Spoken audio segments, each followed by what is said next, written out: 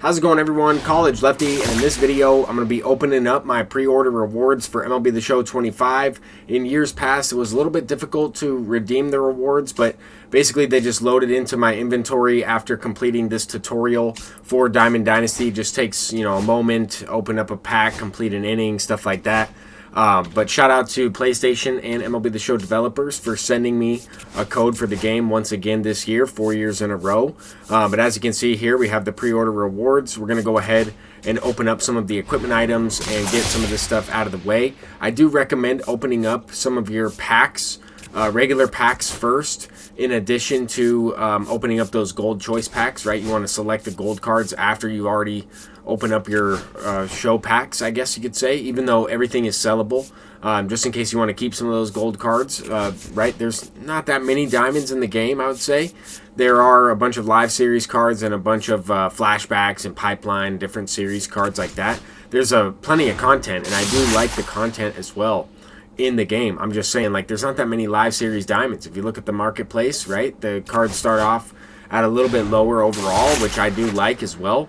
I'm glad they got rid of sets and seasons, so I am a little bit excited, right? You can see my stub count in the top left. I preloaded some stubs into the game, so you probably will start with like 20-something thousand or a little bit more than that, and after completing the missions and whatnot. But as you can see here, we're opening up some of these packs. I'm really looking for just one diamond.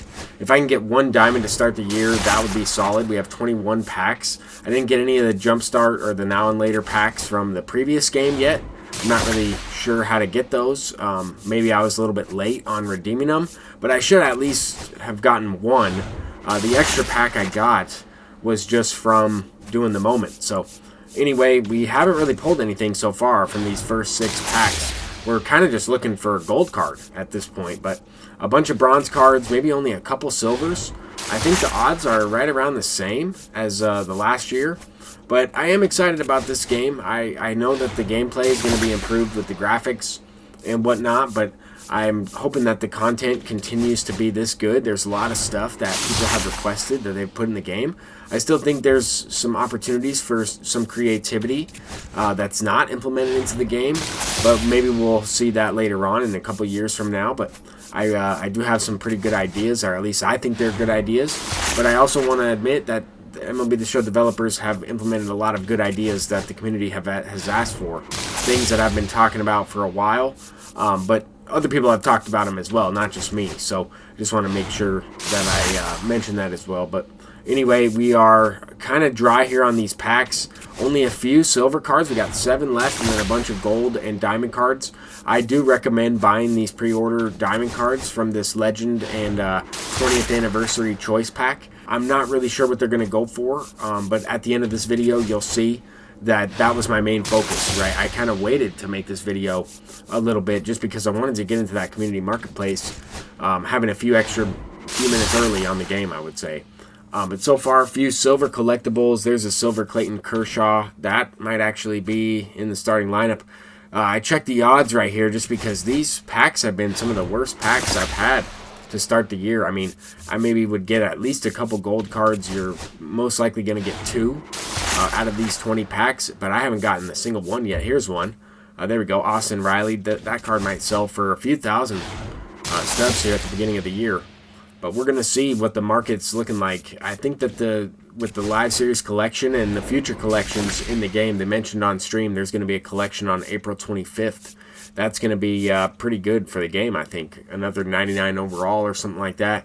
There are a few 99s. They brought back Carlos Beltran. They brought back a few good legends like Adrian Beltre. He was in the game last year, but I really like some of the choices that they've gone with. So some players I also don't really know too much about, so I'm excited to learn about those players too. We get a couple good gold cards there. I went with Pete Crow Armstrong just for a little bit of speed. I'm not really sure what my team's going to be looking like, but I know for sure that I can at least use that card as a bench option with good diamond defense, good field. Here we're going to go with Garrett Crochet. And we also got, what was the previous card? Devin Williams is going to be pretty good. This is almost the exact same pack. I do recommend taking player cards here. They're going to be worth more than the equipment items. I'm going to try and sell that extra Garrett Crochet. Figured he was an 83. I mean, 85 diamond cards. There's probably only like 8 diamond pitchers in the entire game. We're going to go ahead and select Manny Machado here. You got to look at the quirks as well. I don't really know what these players' swings are like. You can kind of think back to previous games, but I do think that matters a little bit. And I think relievers are also important early on in the game. You want to pick guys that have good pitch repertoires. I mean, this guy has 99 velocity. I was looking at the market, though. Not that many live series cards have outlier. I know Paul Skeens does, but even Jacob deGrom, Spencer Strider, none of those guys have it. So one card I need to pick up from this choice pack is going to be Adrian Beltre. I did not get that Adrian Beltre, right? He was in there. But we went ahead and selected Nolan Ryan because I think he's going to be a really good starting pitcher to start the year, especially when you play somebody maybe that's not as competitive with MLB The Show. Maybe they're not as good early on in the game cycle. Nolan Ryan is pretty much an automatic win, especially if you can mix in that fastball changeup combination. I think that's pretty good. But there we go with Ted Williams. I think he's a really good option. I also like that Joe Mauer. And I think all those cards are really good. As you can see here, I'm going to start to put my buy orders in. The quick sell value on these cards is 1,500. So I'm going to put my buy orders in for 1,600 just to make sure that if somebody accidentally sells it to me, they might see that it's 100 stubs more than the quick sell. I don't really know why anybody would sell this card or a card for this cheap. I know these cards are going to be at least good for a little bit. I mean, for at least a couple weeks. Right? We're not going to see, overalls increase that quickly. Maybe 92s, maybe 93s in the next, month. Over the next month, we're going to see a 93 overall. At the highest, maybe a 94 within the next, 2 months. I would say maybe around there. 95s for the second team affinities, stuff like that, like third team affinity round. Who knows what they're going to do with the overalls. We can only kind of go off of last year. We'll have to see how quickly they increase these overalls. But this is what I was talking about. Like, look at the diamond starting pitchers, right? That's my buy order up for $15,000. Nobody's going to sell Shohei Ohtani for that. But I figured you never know. Someone might press a wrong button or two. But a lot of these cards are still really good. They just don't have outlier, except for this Paul Skeens. That's what I was kind of looking at. Is like, who is good to get? But then I saw David Wright. Buy order went through. So now I know that people are on the game. It's 9 o'clock.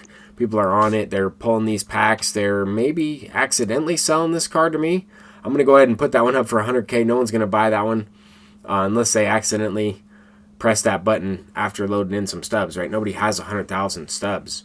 That's also my sell order for Garrett Crochet down there for 25,000. You just never know with the market early on, but I do recommend buying these cards. I don't know what the market's looking like as I'm editing this video and making this video, but that's my recommendation. I'm probably going to have a lot of stubs after all these orders go through. At the top right, you can see how many, right? I'm trying to buy up probably 80,000 stubs worth of these cards. But that's going to do it for this video. I'm College Lefty, and hopefully I made a bunch of stubs and I can get some of these collections done or do something with it. Until next time, peace out.